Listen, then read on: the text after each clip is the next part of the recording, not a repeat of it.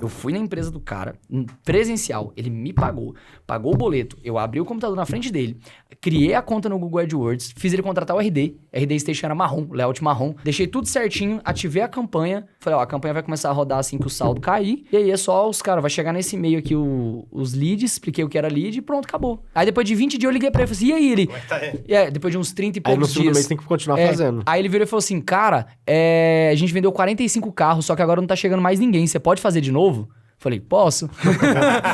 Rodrigo Vincenzi começou fazendo tráfego pago para pequenas empresas. Foi um dos pioneiros do growth hacking no Brasil. Vendeu 45 carros investindo R$1.000 em tráfego, negou uma oferta de R$10 milhões por sua startup e hoje, além de empreender, faz conteúdo sobre família, religião e negócios. O que te fez, velho, assim, fazer essa mudança? Conta um pouquinho aí pra Cara, primeiro, né, a mudança, ela começou como modelo de negócio. Porque tem muita gente que quer melhorar o negócio, mas não tá disposto a mudar o negócio, só que ele precisava era mudar o negócio. Isso. Que é tipo, o talento certo no lugar errado. Isso acontece não só em contratações, mas com a gente como empresário também. Então, foi o que aconteceu comigo. Eu olhei pro meu negócio e falei, eu não estou feliz com esse negócio desse jeito. Tipo, não era o que eu queria construir, entendeu? Eu havia construído um negócio junto com um sócio, que tinha um pouquinho do tempero dos dois, e uma parte do que eu tinha colocado e uma parte do que ele tinha colocado não estava fazendo sentido pra mim. Falei, cara, esse negócio não é do jeito que eu gostaria que ele fosse. E durante muito tempo, até trazendo um paralelo, eu modelava muito mais o G4 do que o mercado digital como um todo. Isso foi um erro, inclusive, absurdo. A maior burrice que eu cometi foi ter... É porque, cara, quando você é um G4, que são 3 especialistas e uma marca institucional forte, é completamente diferente da gente que saiu de vendedor de curso. Entendeu? Então, o estigma de vendedor de curso, ele continua existindo. Perfeito. Por mais que você... E aí você acaba gastando demais para mostrar que você é empresário, e isso acaba com sua margem. Então, chegou um ponto onde eu tinha, sei lá, metade das pessoas que estavam trabalhando para mim eram ineficientes. Mas estavam ali para a empresa parecer grande, entende? Então, começou ali. Algumas coisas começaram a me incomodar. E aí eu falei, cara, isso aqui não tá legal, ineficiência e tudo mais. Aí chegou um ponto também que a cultura comercial tinha passado dos limites. Aquilo que eu falei pra você ontem, que tinha vendedor meu lá que tava lá pelo resultado financeiro dele e pronto, acabou. E tá tudo certo, tem que ter isso também. Mas a partir de que momento você começa a ter problema de inadimplência por conta de venda ruim? Tipo, entendeu? O closer quer botar pra dentro a todo custo. A todo custo. Só que a entrega... Exato. Aí às vezes, vamos botar um exemplo aqui. O produto custa lá 15 mil.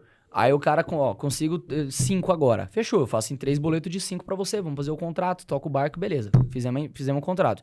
No segundo pagamento o cara não paga.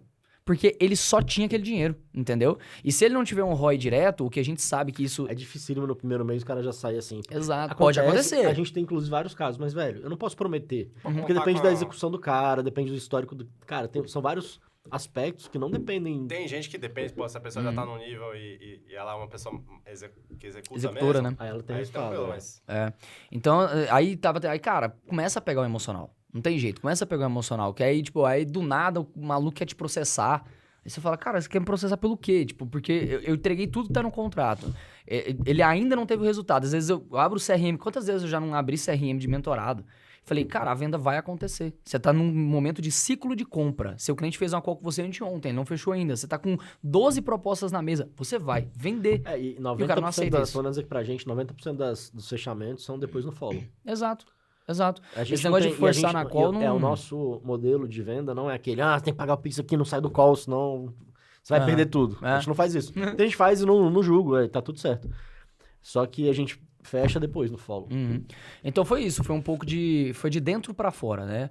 Houve, obviamente, também uma mudança pessoal de entendimento, né? Muito pela a busca de Deus e leitura da Bíblia. E você muda como pessoa, não tem jeito. Você começa a mudar como pessoa. E aí, de dentro pra fora, você vai querendo mudar tudo que tá ao seu redor. E uma das coisas foi a minha empresa. E aí eu fui mudando. Não tipo assim, eu vou colocar Deus no meio da minha empresa e ela vai mudar. Não, mas é natural que algumas coisas você começa a se incomodar. Primeiro você muda também, né? Eu falo que é o seguinte... Desculpa.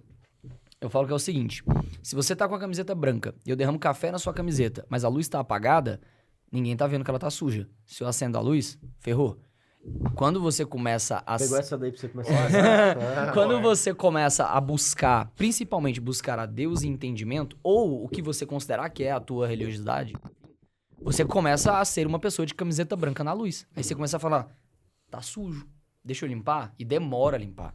Até que, assim, eu comecei a me incomodar em novembro para dezembro de 2024. A mudança começou a ser feita em junho de 2025. Então, foi muito tempo ali tentando melhorar. Que é aquela coisa assim, eu quero melhorar o meu funil, mas o problema tá lá no produto. Lá no começo, na concepção da empresa. Então, eu comecei a fazer essa mudança. E o conteúdo, a minha jornada com o conteúdo, ele vem da documentação dessa mudança. Vem muito de eu mostrar o que eu tô fazendo. Né? Exato, porque o conteúdo era muito para ensinar o que eu queria vender. É uma mudança completamente diferente, né? Você ensinar o que você quer vender pra... Pô, olha o que eu tô construindo. Olha o que eu tô fazendo.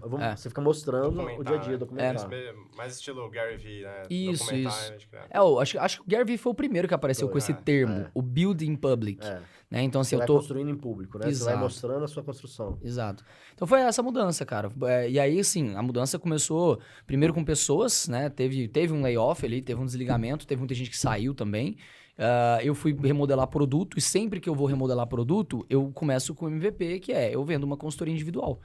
Então, acho que foi junho, julho e agosto de 2025, eu foquei só em vender consultoria individual. Pra quem quisesse comprar. Tipo, eu vendia... Até pra ir validando, testando. Né? Eu vendia, botava lá, 2 calls por mês comigo, e o que mais você precisar, eu coloco meu time, eu te entrego, etc e tal. E nessas conversas, e, pô, consequentemente com a autoridade que você tem, você consegue cobrar muito mais caro num negócio desse. Então, de fato, eu falei, financeiramente quebrado eu não vou ficar. Sim. Então, eu foquei nisso. E aí, ouvindo o cliente... pagando as contas e ouvindo o cliente. Foi vendo a demanda ali. Falei, cara, é isso que a galera espera de mim. É isso que a galera espera de mim. Aí eu fui moldando o produto até chegar na versão que eu falei, agora é isso aqui. Então agora a Stint é uma empresa de um produto com um time de vendas e um time de entrega. Por enquanto é só. Legal. Entendeu? Pô, e assim, olhando de fora, parece que foi uma decisão inteligente. É bom que, cara, você falando, você tem muita clareza, né? De, pô... enxergou isso, fiz olhando pra trás. Olhando pra trás. Olhar pra trás é fácil. Olhar pra trás é fácil. No meio do furacão, você não tem talvez tanta clareza, né? Mas olhando assim, cara, de fora, parece que, pô, foi uma decisão boa pra você, que, pô, tá dando muito certo, né? Sim, com Seus certeza. conteúdos, pô, eu acompanho, acho muito massa. Tá muito bom, cara. Valeu. E são coisas que conectam comigo, né? Família, Deus, assim, construir empresa. São coisas que, cara, o que a gente faz, vida, né? Então... cara, assim, igual você falou, né, de decisão inteligente, assim, houveram, sim, momentos onde eu falei, vai ser pra cá. E eu tinha certeza que ia dar ruim. E eu tava indo. Porque eu falei, cara, é pra lá, porque eu sei que se eu atravessar isso aqui, de lá vai ficar bom. O que eu quero dizer com isso? Tipo, no momento das demissões. Cara, o tanto de rescisão. Demissão é foda demais. O tanto de rescisão. E outra, eu tinha um sócio, que eu recomprei o sócio. Então, eu rapei o caixa pra pagar o sócio. Então, eu tive que fazer a rescisão de uma galera sem caixa. Ou seja... junta compra de sócio e rescisão, ferrou seu caixa. Financeiramente falando, foram 6 meses bem difíceis. Mas aí foram 6 meses de transformação. Em janeiro agora, mês passado, a gente vendeu quase o dobro do nosso melhor mês da minha história como empreendedor. Porra, animal. Entendeu? E agora tendo sobra de caixa de novo. Mas assim, foram 6 meses difíceis. Mas depois da tempestade... aguentar, é ter estômago, né? Eu falo que... empreendedor é isso, meu amigo. Quem não aguenta, desiste e fica pelo caminho. Exato. Cara, quando eu vi minha conta negativa lá do vídeo que eu fiz, eu falei, eu vou fechar minha empresa? Arrumar um emprego? Não vou. Eu sou empresário, sempre fui empresário. Eu tive emprego no começo da minha carreira durante a faculdade. Eu falei, eu não vou endoidar, então eu vou pegar e vou fazer acontecer. Vou resolver esse problema aqui. Não tenho dinheiro hoje, mas, pô, eu tenho um nome no banco, eu consigo usar um cheque especial. Quanto tempo eu tenho sem cobrar juros? Não, então tá bom. Vou atrás de resolver e não vou endoidar com isso daqui. Fui trabalhando essa mentalidade. Falar aqui é muito fácil? Fiquei aflito. Só minha esposa sabe o quanto, de fato, por trás das câmeras eu estava preocupado e estava aflito. Mas crendo nisso. Tipo, eu não vou endoidar e eu não vou fechar minha empresa. Entendeu? Então foi um pouco disso aí, essa jornada. E ter Deus do lado também ajuda, né, cara? Ajuda. Nossa, eu não tinha dado conta, não. Eu acho que pior até, na verdade. Por exemplo, a compra do sócio lá foi um processo muito tranquilo. Foi uma negociação de boa, entre 2 adultos tranquilo ali, e a gente resolveu numa boa. Acho que se eu não tivesse Deus do lado, eu tinha surtado. Tipo, eu tinha surtado, eu tinha virado a mesa, porque pensa, ninguém sabe quem é meu sócio. Esse sócio que eu tinha, ele era um cara low profile. Hã? Era o Lilo? Não. Lilo e Stitch? Alguém já fez essa piada ruim? Eu tava desde ontem esperando o momento pra mandar essa. Tu tá um ano planejando essa piada aí, velho. Caralho. Agora eu vou usar ela. Alguém já fez essa piada ruim? Não, a primeira vez. vez. Tão ruim, é tão ruim que é a primeira vez. O cara tem o nome da empresa há 2 anos, é extint, porra. Ai, velho, bom demais. Mas foi bom. Anota isso daí que eu vou levar pra galera lá. Mas assim, ninguém sabe quem é ele, sim, porque ele era low profile, né? Então ninguém o conhece. Agora que ele tá começando a se posicionar lá. Só que eu era o expert, né? E a gente já viu inúmeros casos de coprodução que acontece o quê? O expert vira a cara e larga o outro cara pra trás. Isso é mais... E eu coloquei, eu falei, cara, tipo, de certa forma, eu estou saindo e deixando ele pra trás. Eu falei, não vou deixar esse cara desamparado. O cara ficou 2 anos aqui colocando energia junto comigo, saca? Então, assim, acabou que chegamos num acordo financeiro que ficou muito bom. Mas ele não era seu coprodutor, na verdade, ele era seu sócio da empresa. Sócio, exato. É outra lógica da Exato. coprodução. Era, tipo assim, qual que era a minha visão, né? Começou como uma coprodução e depois virou uma sociedade. Era uma lógica de... Inclusive, assim, recomendação pra quem é coprodutor, tá? Faça um contrato de direito de imagem com o teu expert. Óbvio que, assim, ele tem que topar, porque é um contrato que, de fato, amarra você a ele, porque é direito de imagem. É do tipo assim, se eu for contratado como ator para um programa, eu tinha que pagar ele, entendeu? Então, esse é um contrato que, de fato, pode trazer um resguardo. A gente tem, né, naquele contrato que a gente fez, a nossa imagem é da empresa. Então, qualquer coisa que eu for fazer... É um ativo do negócio, Eu não posso mais ganhar dinheiro pro meu bolso, entendeu? Inclusive, ó, estratégia fiscal para retirada de lucros. Eu peguei essa parte que ele tinha do direito de imagem e eu não comprei na minha pessoa física. Eu não recomprei para minha PF, eu comprei pela PJ. Olha. Então, metade do direito da imagem da empresa, metade é meu. Então... Como é que é? Foi muito rápido. Ó, estratégia fiscal para sócio influenciador economizar na retirada de lucro, naquele imposto acima de 50 mil. O que você vai fazer? Você vende metade do seu direito de imagem para a empresa. Agora, tipo, metade, um determinado percentual. E aí você começa a colocar as coisas que você cria conteúdo, como, por exemplo, tua casa é um cenário. Tu paga a parcela da tua casa, metade dela é da empresa. E é reembolso, não é retirada de lucro. Aí não tem imposto, dos 10%. Sacou? Porque metade do direito de imagem seu é da empresa. Então, metade do custo daquela imagem é da empresa. Eu vou comprar roupa, essa roupa aqui é para conteúdo, é a empresa que paga, reembolso. Entendeu? E aí você coloca isso, porque, tipo, na prática, na vida real mesmo, o seu dinheiro é o mesmo dinheiro. É o mesmo tanto que você já tirava de prolabore, de retirada de lucros. Só que você declara uma parte como reembolso de despesas influenciativas, sei lá. Esqueci o nome lá que o tributarista montou lá pra mim. Mas é isso, é uma estratégia. É uma estratégia. Mas por que tem que ficar metade na pessoa física? Não necessariamente é metade. Tem Tipo que ter assim... um pedaço ou inteiro. Exato. E assim, a minha tese tributária e talvez até societária pro futuro é que eu vou ser sócio influenciador de algumas empresas. Então, eu tenho que deter algumas... É tipo um Media for Equity. Exato. Então, eu vou ter contratos... Eu vou ter contratos de Media for Equity que não vão envolver a minha empresa atual. Vão envolver só a minha PF. E eu vou ganhar direto da PF e não vai ter nada a ver com essa empresa. Por isso, eu tenho que deter uma parte desses direitos também, sacou? Isso é uma estratégiazinha aí que a gente montou. Para economizar a grana aí de imposto. Legal, é isso. Cara. E você é um cara que comunica muito bem, né? Então, sim, seus vídeos dá pra ver que naturalmente você vai ali falando e sai de uma forma muito natural. Mas eu acho que isso aí também deve ser porque você sempre foi um cara de YouTube, né? É, isso. Você faz YouTube há muito tempo. Muitos anos. Cara, eu começo... A minha jornada como produtor de conteúdo, ela começa em 2016. No LinkedIn e blog. Eu fiz um blog na época que chamava Jornada Marketing Digital. Era Jornada M isso Digital. Em que ano? Isso, 2016. 2016. Porque assim, qual que foi minha jornada assim? Minha jornada com marketing digital foi o seguinte... Em 2015, eu estava estagiando numa agência de publicidade, lá em Goiânia. E aí, essa agência... Acabei trocando ideia com o cara do financeiro e ele deixou escapar que tinha uma grande varejista de lá que pagava 45 mil por mês pra agência. Só de FII. Aí você caiu pra trás. Aí eu falei, wait, cara, como que o pequeno faz marketing? Essa foi a minha pergunta, que eu fiquei encucado. Eu falei, cara, como é que o pequeno empresário faz marketing? E aí eles falaram assim, não faz. Eu falei, nada? Tá bom. Aí eu fui pro Google pesquisar como fazer marketing para pequenas empresas. Então, a minha primeira pesquisa não foi como ganhar dinheiro online. Foi como fazer marketing para as pequenas empresas. Aí eu caí num advertorial, que chama, né? Esse é o nome hoje, do Natanael Oliveira.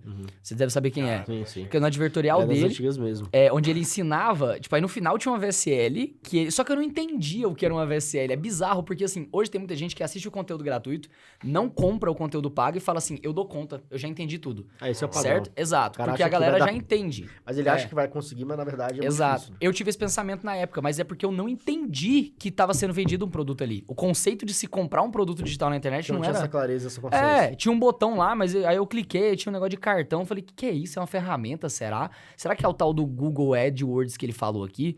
Tá, quando eu for... Entendeu? Tipo, eu não sabia nem que era pra comprar. Só que da VSL eu entendi a ideia central, que ele ensinava você a ser um consultor de vendas online.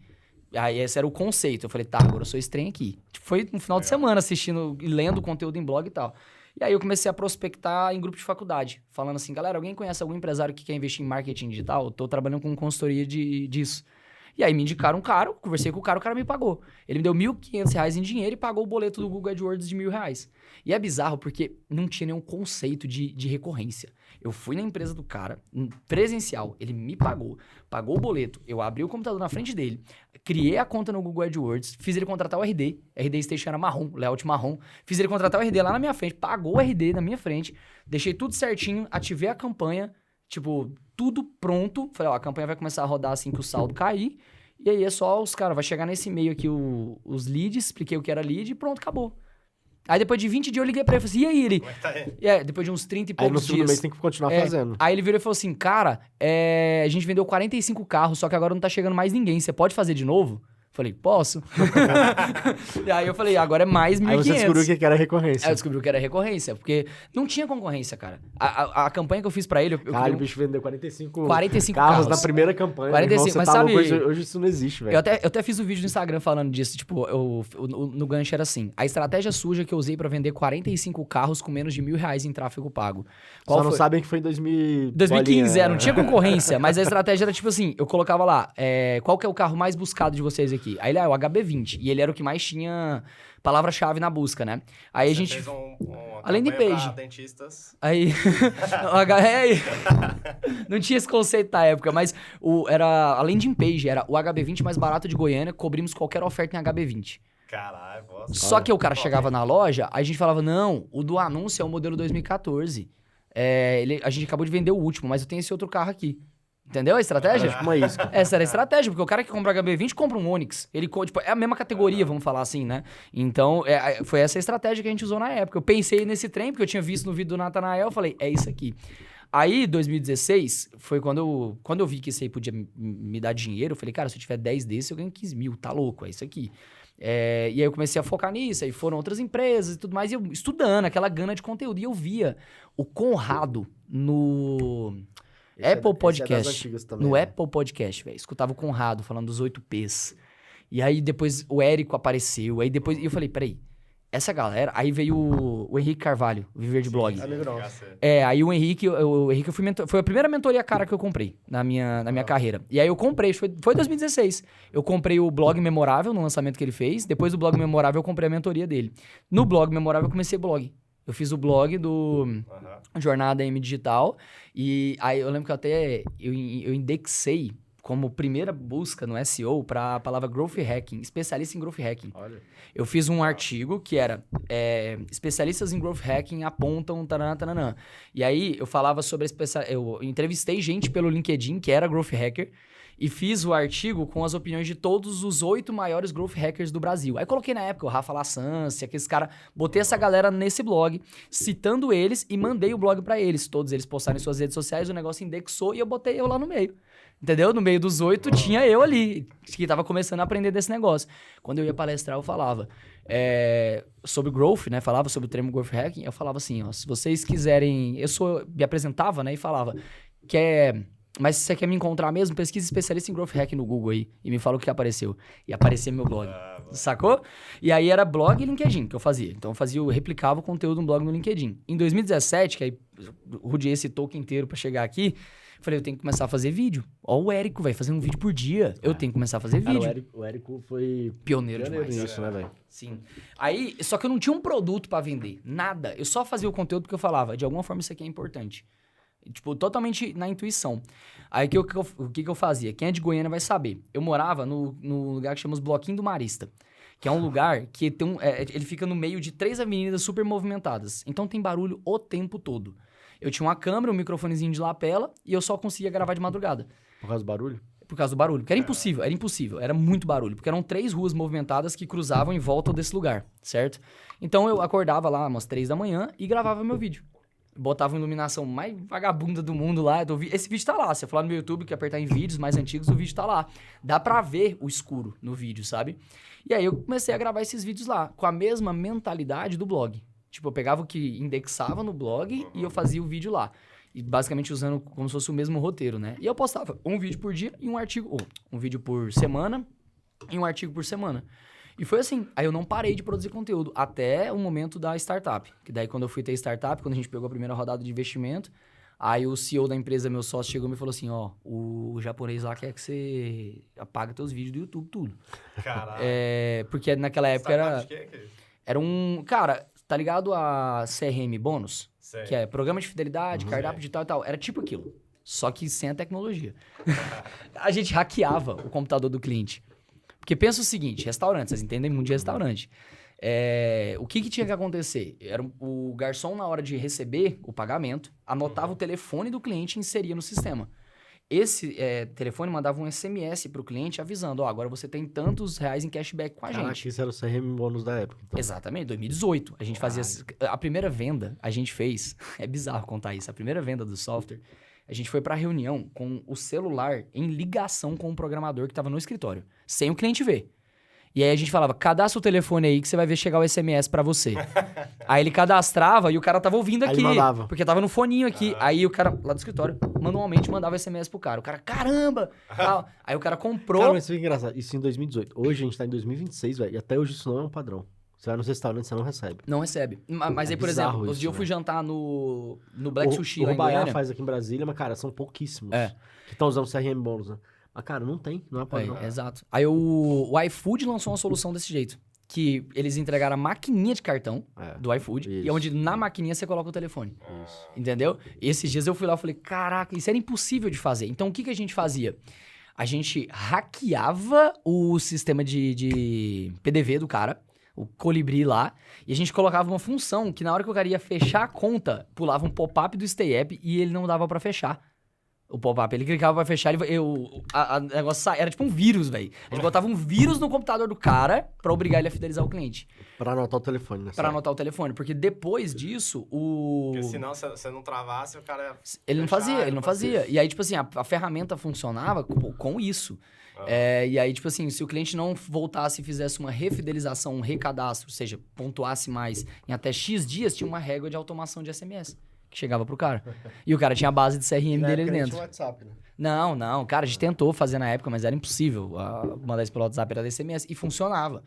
As empresas que usavam bem tinham muito resultado. As empresas que fidelizavam o cliente. Era muito mais fácil. Aí a gente não entendia muito o conceito de ICP. A gente tratava mais como um KNAI e um port. São cafeterias com tal faturamento. Não é isso. Era muito mais o produto de venda de balcão. Porque o garçom nunca vai fazer isso. A venda de balcão é mais fácil você pegar o... Exato. Registrar. Aí quando o cara... Aí a gente aprendeu isso, mas já tava lá... Já era quase 2020. Quando o cara comprava da gente, a gente mandava um teclado numérico pra empresa dele, personalizado. E o tecladinho ficava do lado de fora do balcão. Aí o próprio... Aí na hora de você pagar, fala assim, digita seu telefone aí que você vai receber seus pontos de fidelização. Aí o cara digitava, ele não precisava nem ver nada. Enquanto o cara tava tirando a nota que ele tava digitando. Aí funcionava. Hoje a gente usa muito pra isso o Fidelize. Fidelize era um concorrente nosso. Parceiros nossos. É isso aí.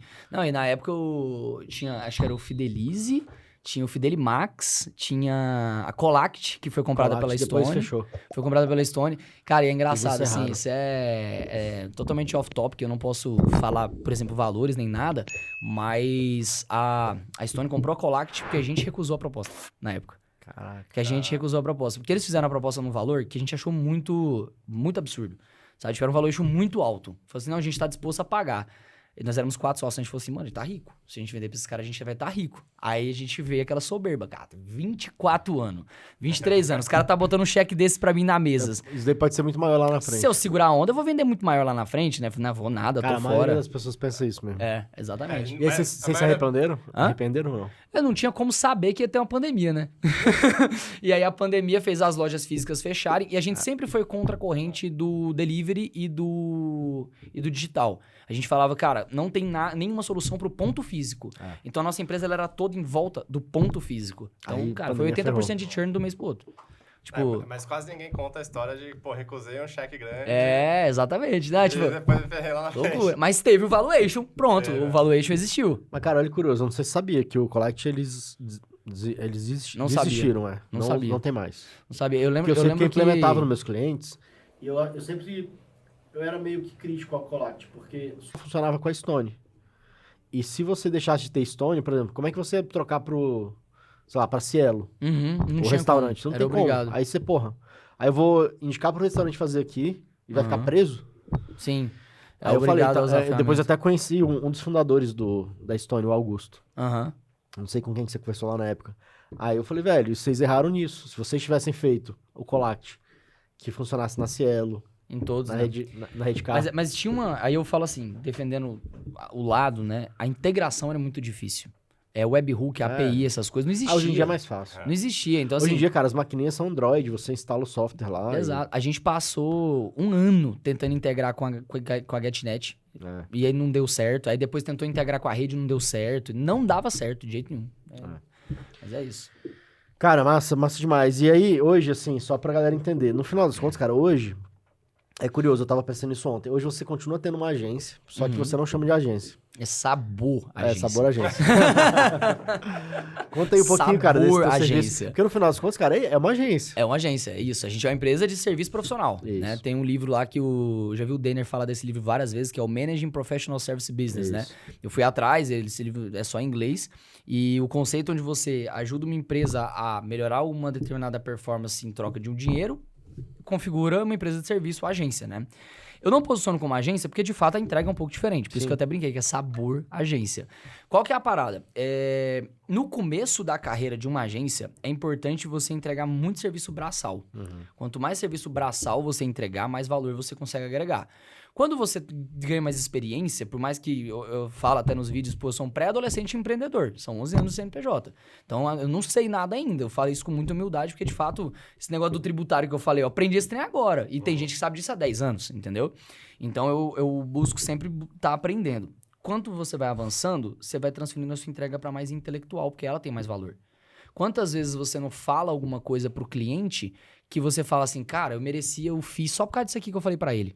E não pelas todas as entregas. E você não consegue monetizar, às vezes, isso. Exato. Então, o conceito de negócio que a Stint tem hoje começou com tráfego eu te entrego de graça. O que eu vou que tem valor é o capital intelectual que eu vou transferir para você. Então, é aí que eu invisto. Eu até falei esqueci o nome do cara que eu conversei ontem à noite, que os meus melhores colaboradores são pessoas que fecharam suas agências para trabalhar comigo. Porque às vezes o cara tá faturando 20, 30 mil, tirando 10, 12 mil, eu pago os 15 mil dele, eu pago os seus 15 mil, tá? Pra você vir trabalhar comigo. Porque lá você não precisa empreender e preocupar com o cliente. Você só precisa... porque geralmente esse cara ele é muito bom, intelectual. Ele é um cara a nível tático, Mas muito ele não bom. é dono de, ele não sabe ser dono de agência. Mas ele não sabe ser empresário. Então esse cara ele é muito bom tático. Ele é um analista pleno generalista. E esse cara é perfeito porque ele toca 50, 60 clientes em cima disso. Então eu trago esse cara para trabalhar comigo e eu prometo pro meu cliente transferência de capital intelectual. É tipo, eu vou colocar um cara muito bom em call com você para resolver as coisas. E aí foi desse conceito que surgiu a Stint. Então a gente tem muita entrega palpável, a gente entrega edição de vídeo, hoje a gente está entregando até o recrutamento e seleção de vendedor, a gente já acoplou dentro do grupo, por isso que virou grupo, né? A gente começou a colocar outras empresas ali dentro que foram abertas por esses especialistas, porque esse cara ele vem com a vontade de empreender. Aí eu falo, calma, não tô te transformando num CLT de luxo não, fica de boa, você vai continuar sendo empresário, só que 80% do seu tempo é aqui para mim. Aí o que a gente fez lá, né, com o nosso head comercial? Ele abriu uma empresa de recrutamento e seleção de vendedores por fora, só que tem um pré-requisito, tem que ter um sócio operador, porque teu foco é aqui na Stint. Aí eu vou ter 49% dessa empresa, eu vou ter tipo 44%, ele vai ter tipo 46% e um outro cara vai ter de 5 a 10%, tipo isso. Esse cara de 5 a 10% é o sócio operador. Então ele tem um cara de RH, que é o cara que toca essa empresa, ele tá focado na Stint e eu tô sócio dessa parada na PF, que é os outros 50% que eu falei pra vocês. Sacou? Legal. Então, aí a Stint acaba sendo uma empresa de transferência de capital intelectual com algumas entregas de serviço. Como, por exemplo, a gente entrega muito copy. Muito, porque quando o cara tá, por exemplo, o conteúdo, tipo, o roteiro é uma das coisas que faz mais diferença, é o roteiro e edição, não consigo gravar por ele. Mas você não entrega a captação? Não, o formato de gravação nosso é simples. Então, é um exemplo. Então, esse é o conceito de negócio que eu adotei na Stint. Pô, muito bom. E tem funcionado bem, né, cara? E as áreas, então, são conteúdo, comercial, É. tráfego também? Tem também, só que eu coloco como um botão do pânico. Que é tipo, cara, se você postar... eu até falo lá pro cara, se você postar 100 você vídeos... vende orgânico, né? Exato. Assim, no sentido de, cara, eu Exatamente. vou te ajudar a vender mais pelo orgânico. E no Então, comercial a tráfego gente é fala... só se precisar... Exato. E no comercial a gente fala, ó, você não precisa desligar o seu tráfego, tipo, você não precisa fazer o que a gente tá fazendo, mas, por exemplo, se você postar 70, 80 vídeos e não começar a gerar demanda comercial com esse negócio, eu te entrego um ano de assessoria de tráfego de brinde. E eu arco com esse custo, porque eu tenho hoje um fornecedor para isso, um cara muito bom. Eu vou lá e contrato um ano do cara, óbvio que o empreendedor inteligente ganha na compra, então eu pago um ano do cara já antecipado para ele resolver o teu problema de demanda. Sim. Não é algo que acontece, acho que a cada 100 clientes isso acontece com 1 ou 2, talvez. E nem é porque deu errado, é porque o cara virou e falou assim, cara... Eu vou fazendo um conteúdo aqui, mas bora botar o tráfego. Bora colocar aí. Tá incluso no pacote, entendeu?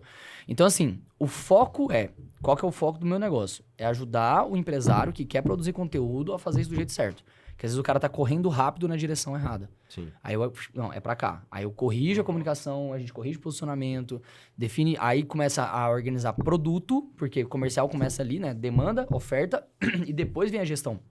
Que é pessoas e processos, né? Pra comercial. Isso na minha visão. Então é meio que isso. Cara, isso é uma dor enorme no mercado, porque as pessoas não sabem criar conteúdo, elas não têm essa habilidade, não sabem o que fazer, como fazer, não sabem acertar. Faz muita diferença. Mesmo quem tem facilidade de criar, você ter um direcionamento faz muita diferença, cara. Total. Não, assim, os maiores cases de conteúdo são pessoas que já criavam, já faziam, já tinham a mínima intimidade com a câmera, eu ajusto. Eu até falo brincando, às vezes eu vejo um cara no Instagram, aí eu viro lá pra um dos associados lá da empresa e falo assim, ó, ele tá errando nisso aqui. Se ele mudar essa expressão, ele resolve o problema. Mas ele não me pagou, eu não vou falar isso pra ele, não. Entendeu? Porque, assim, brincadeiras à parte, é o que eu falei na palestra ontem, uma das coisas que eu falei lá. Troca o você pelo eu. 90% do seu... Vou explicar pra galera aí. Boa. 90% do seu engajamento e visualização vai melhorar se você trocar o você pelo eu. Por exemplo, você tá perdendo dinheiro por conta do seu processo comercial. Troca pro eu. Como eu perdi quase 80 mil reais por conta desse detalhe aqui na minha empresa. Troca o você pelo eu. Porque o você é o coach cagando regra. O eu é alguém trazendo um testemunho. Então você traz a pessoa para perto. Porque as pessoas, elas consomem conteúdo, elas estão ou relaxando ou com a guarda alta. Tipo, tá vindo um anúncio. Se o teu conteúdo é um conteúdo e não um anúncio, ele tá falando de você mesmo, né? Trazendo para si. Também tem outro efeito colateral, você não tem hater. Tipo, por que o cara vai dar hate numa coisa que eu tô falando que eu tô vivendo?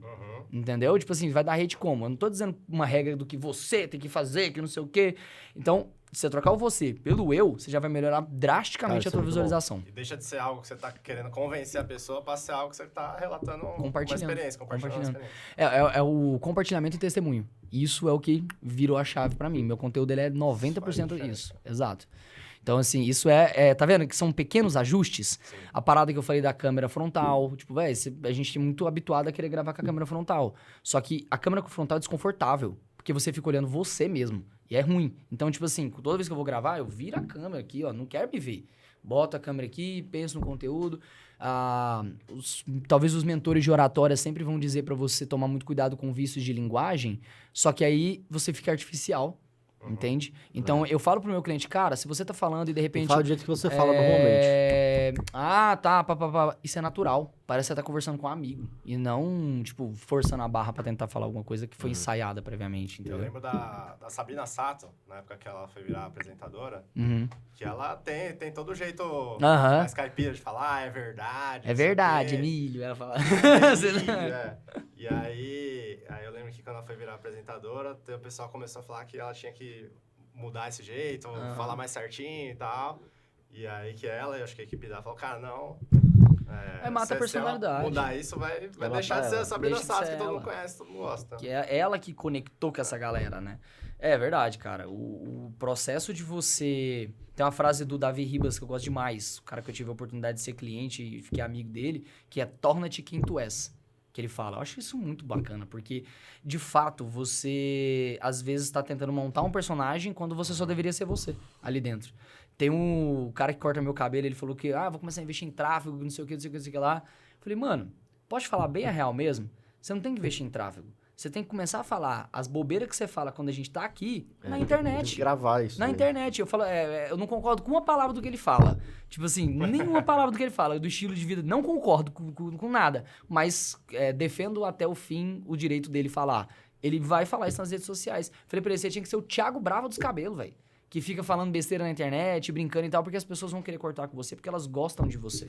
Uma coisa que ele pode fazer também, velho, é ir documentando, por exemplo, bota uma câmera lá, não precisa expor o cliente, mas fica gravando as merdas lá que ele tá falando, depois pega os cortes. Pronto, exato. É tipo assim, eu falei, cara, você vai gastar quanto com a agência? Ah, vou gastar tanto. Cara, pega um sobrinho seu desempregado, fala assim, mano, te dou... O famoso sobrinho. Pega um sobrinho desempregado pra te filmar. Tem um sobrinho meu que, porra, entende de marketing. É porque assim, por que eu falei o sobrinho nesse exemplo? Tá? Até eu vou me retratar aqui com todas as agências do Brasil. Desculpa, sobrinhos. Desculpa sobrinhos e desculpa agências. Desculpa agências, porque não é uma produção. É tipo alguém pra captar. Sim. E aí, posteriormente, ele paga uma agência pra editar e postar. Pode ser um júnior, né? Um júnior, exato. É um estagiário. Cara, um estagiário meio período. Um estagiário de marketing meio período, todos os dias lá na barbearia, filmando ele. Entendeu? Por quê? Porque vai gerar material. É simples, é barato, é só filma aí, entendeu? Ele vai filmar o cara cortando cabelo, fazendo piada, brincando, com não sei o que, fazendo as piadas machistas dele. Beleza. Pega, decupa, solta na internet. 2, 3 por dia, 2, 3 por dia. Daqui a pouco vai estourar um. Vai acontecer. Porque o cara tá sendo ele ali, de verdade, né? Se um cara desse tentar entrar naquela trend lá do... Sabe aquele negócio que o cara vem, abre assim e muda tudo? Aí não dá certo. Não dá certo. Não dá cortando o cabelo, aí depois quando... Tá. Quando aparece... Tirar a roupa. Como é que você... Aí o cara chora. Se ele tentar fazer isso, vai dar errado. Vai dar errado. Fica uma coisa totalmente desconectada. Desnatural. É tipo... A trend, às vezes, é antinatural. O Gui precisa ir lá, né, velho? O Gui precisa ir lá pra... Não é tirar a roupa, velho. O cara tira aquela porra daquela capa lá. Isso. Velho, tu podia ir lá, cara, fazer dar um visagista. Visagista. E, cara, é isso. Então, assim, o conteúdo ele tem que ser você olhando pra câmera e falando aquilo que você acredita de verdade. Na primeira pessoa. Isso aí já é 90% do resultado, já tá aí. Entendeu? Tanto que, assim, o nosso processo de entrega do nosso serviço, ele é quase uma extração. Tipo, eu extraio da pessoa. A gente não chega e fala, posta aqui que bomba. Não existe, até porque eu também não sei o que bomba. Cara, mas assim, eu fico pensando, uma coisa que às vezes me incomoda nas pessoas, elas falam assim, eu. Qual que é o limite de não ficar nessa coisa chata de, eu sou isso, eu sou aquilo? Eu acho que existe ambiente pra tudo. Quando eu vou fazer uma live comercial, um webinário ou uma reunião de vendas ou algo do tipo... lá eu trago essas credenciais do eu. Por exemplo, 90%, 99% de quem me conhece profissionalmente não sabe que eu tive uma startup e que a gente fez uma rodada de 10 milhões de reais. A gente fez uma rodada de 10 milhões, então eu tive uma empresa que valeu 10 milhões de reais. Fato. Só que eu não falo isso na internet, eu não falo isso no Instagram, porque eu não tô tentando me provar. Mas quando o cara chega no ambiente comercial comigo, eu vou me apresentar, eu abro a notícia... Empresa fundada em Goiânia, vale. Em vez de você falar você mostra. Pronto, eu mostro. Porque senão fica aquela, eu sou gostosão, eu sou bonzão, eu sou fodão. Isso. Só que aí na mesma hora eu falo o quê? Eu sou um pré-adolescente empreendedor. Tô começando agora, completei 11 anos igual um pré-adolescente. Aquilo que você falou até é legal. Porque pra muita gente, 11 anos é uma vida. É tipo, nossa, ele é muito experiente. Mas o empresário que eu quero atingir, ele fala assim, o que esse moleque tá achando que é? Entendeu? Aquele seu conceito lá do soco. Do soco que vai... O soco reverso. O soco reverso é o seguinte... Tinha um pouco disso, né? Você fala a parada, depois fala um pouco mal de você. Exato. Não é falar mal de mim, no sentido trazer pro eu. Isso. Por exemplo, tem que jogar o jogo do algoritmo. Então, às vezes, você tem que ser polêmico no gancho, certo? Então, por exemplo, às vezes eu vou lá e falo assim, esse comportamento é o que faz com que a sua esposa não tenha mais desejo por você depois de pelo menos 5 anos de casamento. Porra. Vou contar pra vocês uma atitude que eu tive com a minha esposa que eu fiquei um bom tempo sem. Entendeu? Eu trago pra mim. Isso eu sou com o reverso. Parece que eu vou te apontar o dedo na cara e dizer que eu sou o bonzão. Aí eu trago um testemunho. Aí nesse vídeo em específico eu conto a história de quando minha esposa estava grávida da Violeta, né? Da nossa filha. E aí eu deixei ela tocando a obra da reforma da casa enquanto eu tava trabalhando. Eu tava dando a justificativa de que eu preciso prover.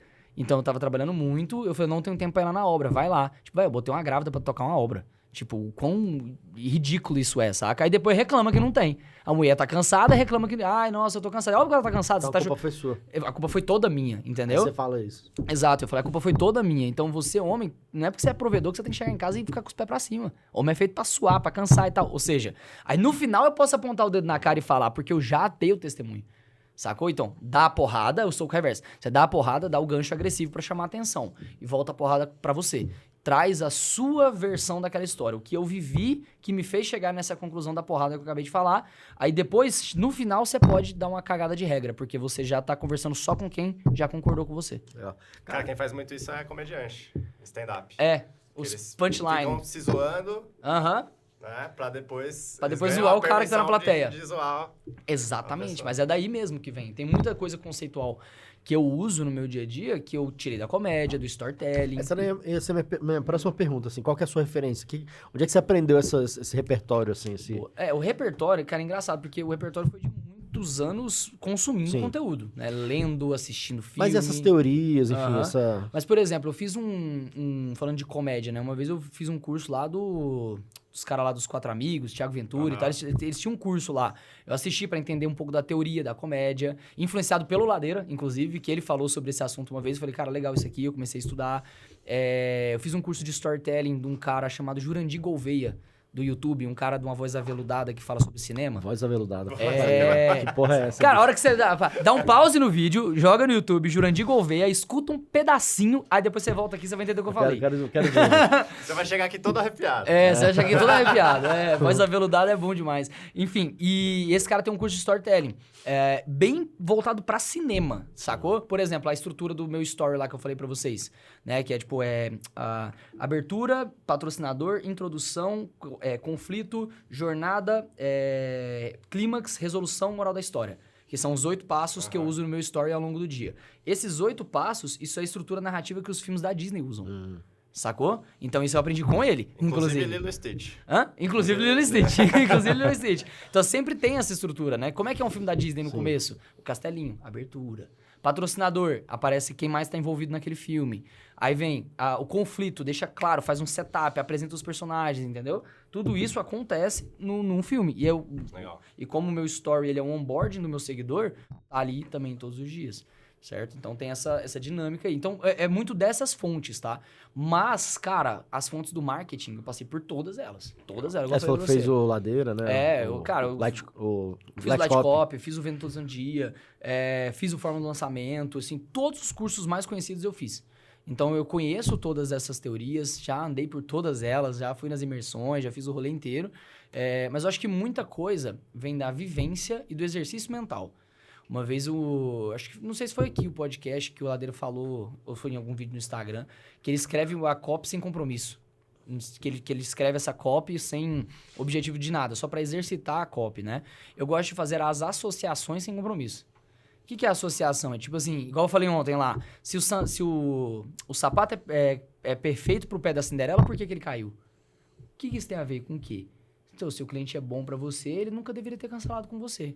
Ponto. Fiz se vai virar um conteúdo, sei lá, mas eu treinei o meu cérebro pra associar as coisas. Isso com isso, isso com isso, isso com isso. Porque a associação ajuda a trabalhar o imaginário. Sim. Isso é técnica de storytelling que eu aprendi lá no curso do cara, inclusive. Então, é buscar sempre essas coisas. E por último, e não menos importante, a Bíblia. Não tem jeito. Cara, tudo tá na Bíblia, né? Tudo tá escrito. Já tava lá. E aí, quando você vai lendo, você vai falando cara, você vai lendo a Bíblia e parece que é história de agora, né? Tipo assim, é tudo muito atualizado. Parece que foi escrito ontem, pra algo que aconteceu hoje, sim, de fato. E aí, conforme eu fui estudando a Bíblia, porque o que eu faço hoje, todo dia de manhã com a minha esposa, é estudar a Bíblia. A gente lê de 2 a 3 capítulos juntos, quando eu tô em casa, obviamente, juntos ali, e fica ali 30 minutos conversando sobre o assunto, fazendo anotações e tal. Então, ou seja, é um estudo bíblico, né? Tem uma dinâmica lá, uma metodologia que a gente usa, mas enfim. E qual que é a parada? No começo, é muito louco isso, tá? No começo, eu comecei a estudar a Bíblia pra ter repertório de conteúdo. Não foi pra buscar espiritualidade. Só que aí cheguei lá dentro e falei, opa, peraí, é muito maior do que eu imaginava. Sabe uma parada massa, cara? Assim, eu uso às vezes o ChatGPT. Eu falo assim, cara, o que a Bíblia fala sobre, sei lá... Tal assunto. Pobreza, riqueza, sobre humildade, qualquer coisa, velho. Aí fala, cara, fala isso, aí vai lá e aponta onde tá. E aí você consegue ir atrás. Dessas associações. É massa demais, velho. Exato. Então, assim, por exemplo, uma coisa que... Quando eu vou fazer vídeo sobre casamento e criação de filhos, eu sempre falo em algum... Tem uma hora do vídeo que eu falo assim, isso aqui, gente, não é minha opinião. É a base bíblica. Ah, mas eu não concordo porque eu não sou cristão. Então você não vai concordar comigo, tá tudo certo e a gente continua amigo. E aí eu continuo o vídeo. Porque, ou seja, eu trago embasamento teórico, da onde eu tirei aquilo ali. Porque no final do dia, tá tudo escrito lá. como você falou. Então, assim, a minha maior fonte de referências hoje é a Bíblia. É o livro que eu estou lendo todos os dias, atualmente, né? Lendo e relendo e buscando. Não terminei a Bíblia inteira ainda, não li a Bíblia inteira ainda. Estou nessa jornada, degustando ela como se fosse o último chocolate da caixinha. E tá lá, tá tudo lá. E você chega a frequentar alguma igreja? Sim, a gente frequenta a Sal da Terra lá do Alfa-Mall de Goiânia. Legal. Aí a gente tá lá já... outra coisa que a gente colocou como valor, né, pra nossa família, que a gente não entra nos lugares para ser servido, a gente entra para servir. Então, quando a gente escolheu a igreja que a gente ia congregar para sempre ou por muito tempo, a primeira coisa que eu fiz foi chegar no cara lá e falar assim, o que tá precisando aqui? E aí a gente descobriu o Ministério Infantil, que é o ministério onde a gente serve hoje lá na igreja. Tanto que, assim, o movimento Legendários, que eu acho massa, inclusive eu subi aqui em Brasília, no Legendários. Eu vim pra cá porque eu não conseguia vaga lá em Goiânia na época. É um movimento muito massa, eu sirvo lá de vez em quando, não tanto quanto eu gostaria, porque a gente tá mais focado no Ministério Infantil. Legal. Eu participo de uma igreja aqui, né? E aí eu sempre ficava assim, cara, como é que eu posso ajudar? Como é que eu posso ajudar? Como é que eu posso ajudar? Aí, cara, coisa de Deus, assim, surgiu uma oportunidade. Hoje eu ajudo o pastor num trabalho que ele tem lá e tal. Cara, assim, foi acontecendo de forma... Eu ficava meio que assim, cara, como? E veio, assim, de uma forma muito natural.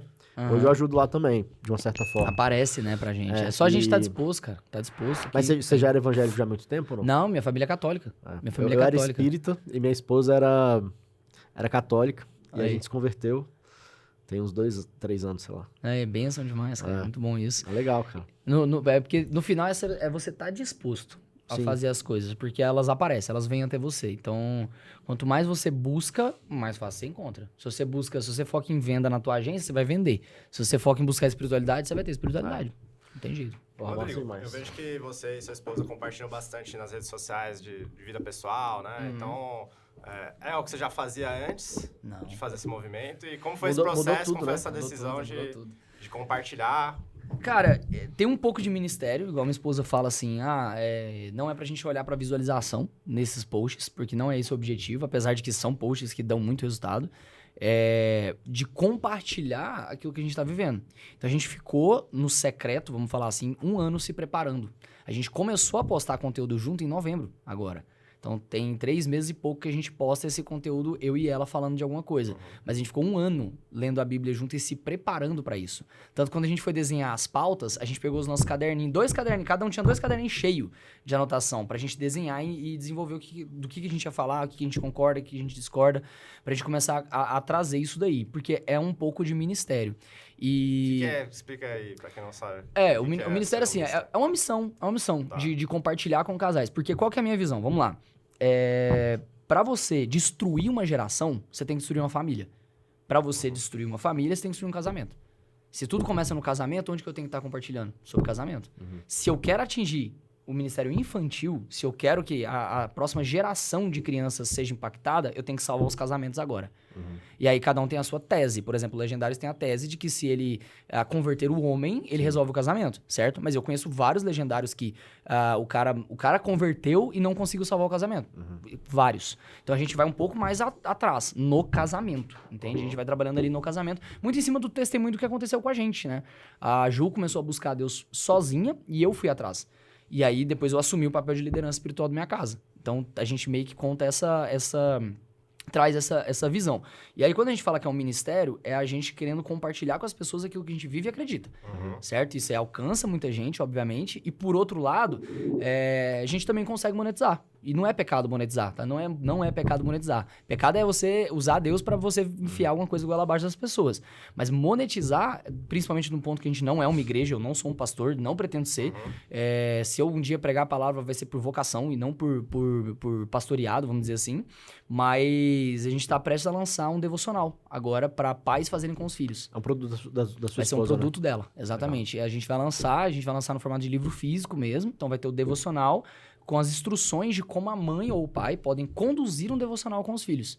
Porque os livros devocionais infantis, eles são muito infantis.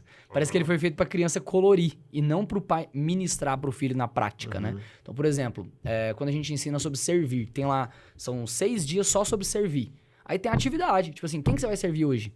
Hoje escolha servir alguém da sua família. Hoje escolha servir alguém que é da sua escola. Escolha servir não sei o que, não sei o que. Aí, como que você vai servir seu coleguinha na escola hoje? Ah, hoje eu vou fazer tal coisa. Então tá bom. Aí a criança vai, faz, volta e conta pra mãe. Mãe, hoje eu servi, eu fiz igual Noé, que não sei o que, não sei o que. Eles falam, entendeu? Então eles vão colocando na prática. Porque a grande mal da nossa geração, né? Vamos falar assim, eu tenho 31. Vocês têm quantos anos? Próximo disso. Eu tenho 31. 35.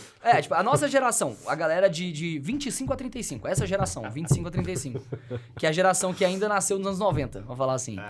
A geração que nasceu nos anos 90, a gente cresceu com uma família que não vivia o que falava.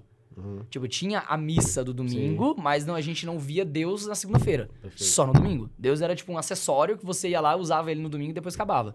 Então, não vivia aquilo. Não vivia aquela parada, entendeu? Então, hoje a gente busca, tenta, ao máximo, viver para os nossos filhos verem Deus o tempo inteiro na gente. Isso, na minha visão, isso salva uma geração. E esse é o nosso ministério, meu Deus, minha esposa. Legal. Pô, velho, começamos a falar aqui de conteúdo pra Deus, igreja e tal. Porra, massa demais, velho. Mas é bom. Podcast bom é assim, pô. Mas assim, você teve esse receio de, tipo, vou compartilhar coisa da família? Boa. Tive, com certeza, muito. Porque não é fácil, né? Porque você tá se expondo, às vezes seus filhos, sua esposa, né? E eu deixo claro aqui, por exemplo, a gente briga 90% das vezes que a gente vai gravar. Porque como a gente tá ali pra fazer um negócio bom... Você tem que gravar, então, os bastidores do bastidor, porra. Cara, se eu colocar... Porque isso daí não aparece lá, Se eu colocar uma câmera do lado lá... Faz isso gravando, agora, pô. A galera vai ver que a gente briga. Vai ser massa. Eu falo assim, não, pelo amor de Deus, velho, vamos fazer o gancho do jeito que eu falei. Quem entende esse negócio sou eu. Tem vários momentos que eu falo isso pra ela, sabe? Então, assim, é difícil. Então, tem que ter muita oração, principalmente pra proteger. Porque uma frase que eu vi um vídeo do Ryan recentemente falando sobre isso, né? Ele já fala disso há muito tempo. Que se a mulher tá feliz no casamento, ela não tá expondo o casamento. Entendeu? Ele falou. E aí, tipo, o Ryan é o filósofo, pra quem não conhece, é o grande filósofo, né? Sociólogo, né? Sociólogo brasileiro. Mas qual que é o conceito aqui do que ele fala? E eu, de fato, eu concordo. Porque todas as vezes que a gente tá expondo, a gente gera comparação, inveja, julgamento. Cara, a gente tava num casamento agora, recente. E aí, tava lá no casamento, aí eu fui pegar um drink. Fui pegar um drink lá no casamento. O cara chegou e falou assim, o crente bebe? Você tá entendendo a parada? E a gente é sim responsável pela imagem que a gente passa pras outras pessoas. Então, você bebe, não bebe? Cara, é melhor que, se eu for beber, que seja de uma maneira com muito cuidado pra essa imagem, pra não dar mau testemunho. Aqui que você falou, é o drink sem álcool, o drink sem álcool. Porque qual que é a questão? O errado é a embriaguez e o mau testemunho. Perfeito. E o mau testemunho. Às vezes, pra você, beber é encher a cara de segunda a segunda. Aí você me vê tomando 2 drinks num casamento, num casamento, onde eu não estou dirigindo, não estou com as minhas crianças, tá tudo tranquilo, e você pensa, pô, se o Rodrigo, que é o cara que é minha referência de cristão, bebe, eu posso beber. Só que o beber do cara é encher a cara. Dei mau testemunho, pequei, entendeu? Então eu tenho muito esse cuidado com a imagem do que eu passo. Por exemplo, eu parei de fumar. Eu fumei 10 anos na minha vida. Eu parei, eu consegui largar o cigarro completamente, de realmente não ter mais vontade nem nada. A bebida alcoólica, cara, eu falo brincando, eu queria ter o poder, super poder, de deletar da minha mente todos os momentos bons que eu tive com a bebida alcoólica.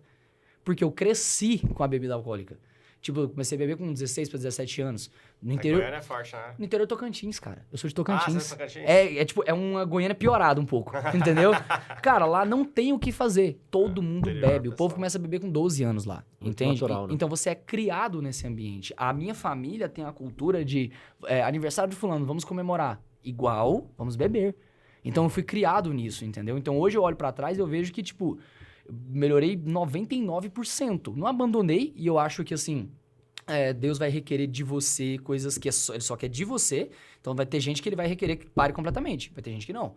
Né? Então eu venho ressignificando isso aqui. Legal. Sem buscar perfeição, sem nada disso. Pelo amor de Deus, gente, não sou um exemplo de gente perfeita, faço um monte de coisa errada, como eu falei. Eu vou gravar com a minha esposa, a gente briga, a gente discute. Quando eu vou postar as crianças, eu tomo muito cuidado com o uniforme de escola. Horário, eu sempre coloco o horário nas minhas publicações do Story, certo? Só que, às vezes, eu adultero aquele horário. Porque eu não quero que a pessoa imagine, pô, então todo dia ele tá nesse lugar, nesse horário. Entendeu? A pessoa pode querer sequestrar, querer fazer alguma coisa do tipo, né? A gente já viu inúmeros casos disso acontecer. Então, tem que só tomar esse cuidado. E manter o tempo inteiro em oração. Pedir essa proteção, porque você vira alvo. Quanto mais exposto você tá, mais alvo você é. Certo? Por mais que eu tenha pouco hater, a gente não mas, sabe, cara, né? às vezes a inveja, enfim, é uma coisa que às vezes não é nem a pessoa não vai lá, né? Mas ela sente, tá? É foda. Então eu tive o receio, tenho o receio, e eu tomo o cuidado, certo? Não sei até que ponto, talvez um dia eu vou precisar andar com segurança, talvez, quando eu tiver 1 milhão, 2 milhões de seguidores. Espero que não, porque deve ser Espero que horrível, não precise disso, exato. Então, espero que eu não precise disso, né? Mas tem sim esse receio e eu tomo muito cuidado também. Mas não tem jeito de ficar, tipo, escondendo, entendeu? O que eu gosto de fazer, que eu priorizo, é esconder bens materiais. Então, assim, é muito difícil eu postar um vídeo com carro, um vídeo com... Sabe, esses vídeos, tipo, mostrando bens materiais, eu evito ao máximo, entendeu? Porque isso é o que dá inveja nas pessoas. Porque, um casamento bom gera inveja? Gera. Mas a inveja de querer tomar é muito gerada por bem material. Então, toma esse cuidado também. Então, é isso. Não sei se eu respondi a pergunta. Respondeu. Muito bom, hein, velho? É isso aí. Pô, legal demais saber melhor, assim, te conhecer melhor a sua história. A gente já se conhecia de um tempinho atrás, ali pelo Instagram, a gente até tinha feito uma Fez a live. né? E, porra, você veio aqui agora no nosso Mastermind dar uma palestra, que, pô, a galera adorou, né? Foi incrível, cara. Então, Fechou porra. muito bem o evento. Deixa eu ver. Foi um empata happy hour. Né? Não, foi muito bom. Então, assim, cara, queria mais uma vez te agradecer aí, pô, foi massa demais e vamos fazer mais coisa junto aí. Que Obrigado, cara. Foi legal, foi legal. Legal, e parabéns por todo o crescimento que você tá tendo aí, merecido. Valeu. Pô, o conteúdo seu tá muito bom mesmo. Podia Então, até, inclusive, fala faz um qual jabá que é aí, o- seu arroba. Seus Arroba aí. Rod Vincenzi, RODV, né? Aí você botar RODV já vai aparecer ali no Instagram. E chega lá, né? Estamos à disposição o tempo Legal. todo que vocês precisarem aí. Como eu falei assim, a gente é uma empresa de um produto só, mas com várias soluções. Por isso que a gente virou grupo agora. E se você é um empresário hoje que quer montar uma marca pessoal e gerar demanda através do seu conteúdo, sem ser conteúdo técnico, a gente resolve o teu problema. Beleza. E, E do, se você- e o da sua esposa também. Arroba Juveneves. Ju, de Juliana, né? V de Vieira, Neves, com S normal, né? Você vai lá no perfil dela, você vai encontrar muita coisa sobre maternidade, criação de filhos e principalmente sobre a ordem espiritual da família. Legal. E ela fala muito sobre isso, sobre a ordem espiritual da família. O que vem primeiro, depois, terceiro e quarto e tal. Inclusive vai ter um produto disso um dia lá. Hoje não tem, mas um dia vai ter. Aproveitando, fazendo CTA também, né? Puxando agora a sardinha pro nosso lado. Se você quiser criar uma agência ou escalar uma agência, tem que ser aqui com a gente, né? Então tem o link aí na descrição do vídeo. Deixar o QR Code na tela também. Pra você saber mais sobre a Mentoria Ultra, nossa mentoria para escalar agências de marketing digital. Isso aí, E cara. é isso, Bom demais. então Obrigado, meu compartilha irmão. esse vídeo se fez sentido pra Obrigado. você. Valeu. Galera, dá o valeu, like, cara. se inscreve no canal e é isso aí. Boa.